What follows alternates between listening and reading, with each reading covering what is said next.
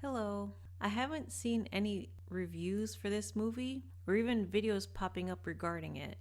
You know, when you're on YouTube, you may see at least one person you're sub to talk about it, or at least a suggested video, but I didn't see anything.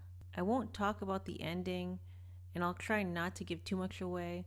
I'll be mentioning a few scenes or jokes, but if you want to go into this movie just completely blind and off the trailer, and don't want to know anything else about it, I suggest you wait to see this video because I will be covering a few things that I wouldn't deem a spoiler, but I'll do a quick, as spoiler free as I think, review.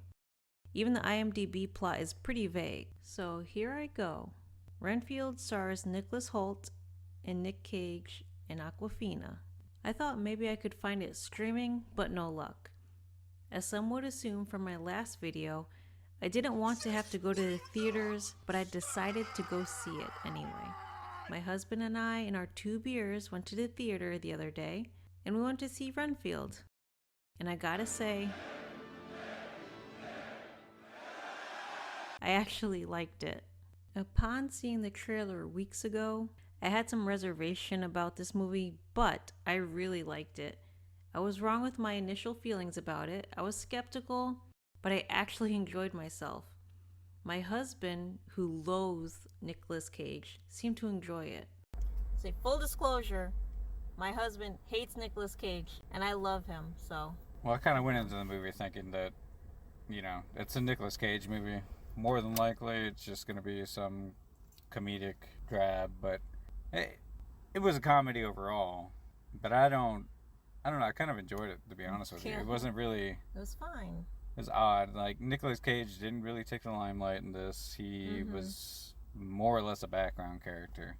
But nonetheless, the moments he had was actually fairly decent acting with a little bit of Nicolas Cage moments sprinkled within all the classic I really enjoyed yelling. him. Yeah, I enjoyed his Dracula character. This was a good balance. His screen time wasn't over the top. It wasn't overused like you would expect or assume. He did his part and did it well. Nick Cage is obviously the draw, but he is not the main character. With all the crap out nowadays, I had fun with this movie. It was simple, straightforward, and the gore was amazing. I loved how horrific it was, honestly, so that was definitely a plus for me. They took the R rating and ran with it. They didn't hold back. Exploding heads, limb tearing, the works. There was one scene a priest was attempting to stop Dracula, and I got a real kick out of the death there. It was brutal. So there are 2 stories going on here. Renfield trying to deal with and possibly escape his relationship with Dracula, and the secondary story is John Ralphio and Avasarala going after Renfield for interfering with some gang activity. For my one and only viewing so far, I didn't notice any huge agenda or narrative. Awkwafina was a hardworking cop, although a bit obnoxious, which I guess is expected. I don't know much about her honestly, but it seems like her type of comedy. Her motivation was pretty clear and understandable from the beginning. Some of the characters to me, like the main, I guess you could say that the female main character was kind of a... Awkwafina? Shark? whatever the hell her ghetto name is. Just the hunchback. I don't know, man. She was kind of had some really awkward, weird moments. I thought she was trying to be too comedic for what it was. The step back moments, like when she was talking to her sister in the hallway, stepping back 3 times. It's like, I'm sure that's directing is why she did it, but still, I just thought it was kind of ridiculous, just going too far. I don't know, it kind of bugged me in a way. Overall, I think she was fine. Renfield and Dracula's relationship are exactly what you'd expect. If you know anything about that, it's very clear. They even put in some background scenes regarding how they met and all that. Some of it, word for word from Dracula. And I never drink wine. Of course, the only thing I could think of was Dracula dead and loving it, though. Dracula. I was just telling Mom. Renfield's powers come from bugs. He seems to be more powerful than humans in general, but the bugs give him super strength, like he had a massive adrenaline shot. Then Jean-Ralphio and his mother's characters are very straightforward. They're in control of the drugs around the area, and Renfield got in the way, so they feel the need to correct the situation and get rid of him. Typical bad guy antics. After Rebecca Hunchback. I noticed one of the main gang members as I don't even know his name. He was so forgettable. Jean-Ralphio? Yes. I call him Jean-Ralphio from Parks and Rec. Yeah, like, but no, but that is though. Yeah. He was playing the same character, regardless. But just as a gangster, Jean-Ralphio is a gangster. That's what it was. Yeah. But as he goes into their headquarters and starts to step up the stairs or whatever, and he sees the main henchman standing there at the guard of the stairs, the guy had a gold gun on him with a giant gold chain, and I just thought that was super fucking tacky.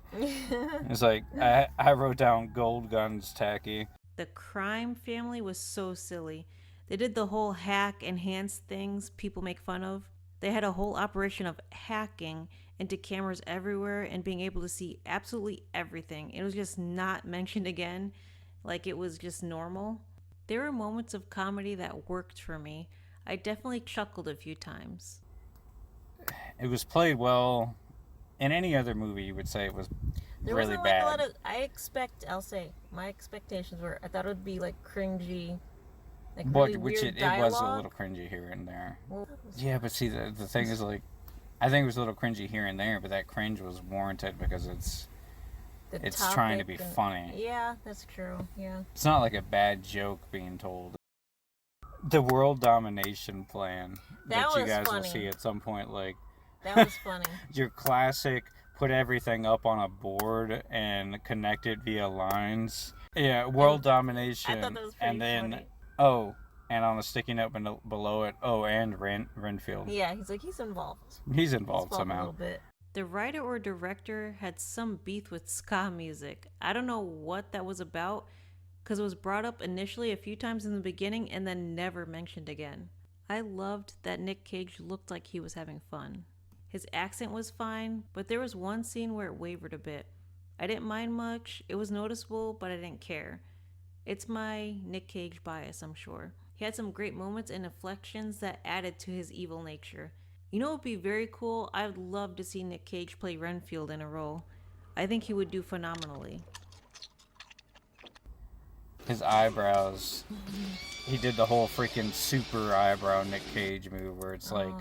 Let me raise them super high, like 3 times in a row. I guess I did miss that. It was hilarious, but no, that's. I think what you're describing is him is like having fun. Oh, it's comedy. It wasn't like a serious thing. He's like, he was enjoying the role. It seemed. There were nuances to the film too. I mean, like if you're talking about like messages they were sending. Yeah. But the messages came along with comedy. Mm-hmm. Put it that way. They didn't get too serious about anything, but at the same time, you could take something from this, like if you were dealing with the issues that they happen to mention. I'll admit, I was wrong about this movie. Could you blame me? From the trailer, I assumed it'd be some over-the-top, every second is a forced joke type movie, but it wasn't. There were some jokes thrown in a lot, but I felt it went with the situation. It wasn't some horrible SNL sketch where they are throwing random jokes out there that don't match the scene or character.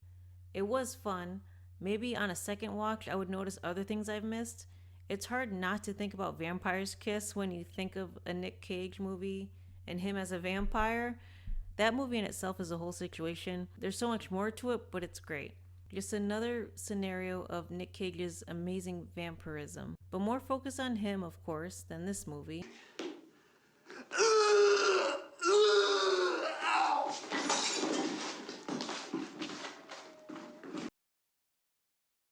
I'd say I'd recommend it if you're looking for like a silly, gory comedy. Yeah, something. I mean, it's hard to explain. Yeah. As a Nicolas Cage hater, you could call me whatever you want to say.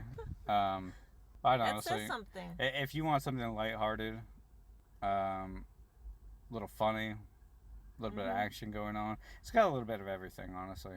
It does. And it's nothing too serious, just fun. I'd recommend it, honestly. And that comes from someone who typically would not even bother with watching a Nick Cage film for the most part. Like, I really do enjoy this one. I can't even really say it's like a Nick Cage film per se, so. Yeah. He's got his moments, but the rest of the cast has more. So I would say that it's recommendable for sure. Yeah, I'd watch it. It's fun. It was really fun. Yeah, it was worth it. I enjoyed it. This is my first official review, so I apologize for any weirdness in it. I only saw it once, so I tried my best to get everything non-spoilery in there. I've been working on a spoiler-heavy review of something else, but life keeps getting in the way. So I'm hoping that maybe my next video will be that one. I wanted to throw this one out there because I personally haven't seen anyone talking about this movie. Did you watch it? If so, what did you think about it? It's a nice 90-minute fun movie, a great escape in my opinion. Doesn't take itself too seriously. Anyway, I hope you've enjoyed my little review, and see you for the next one.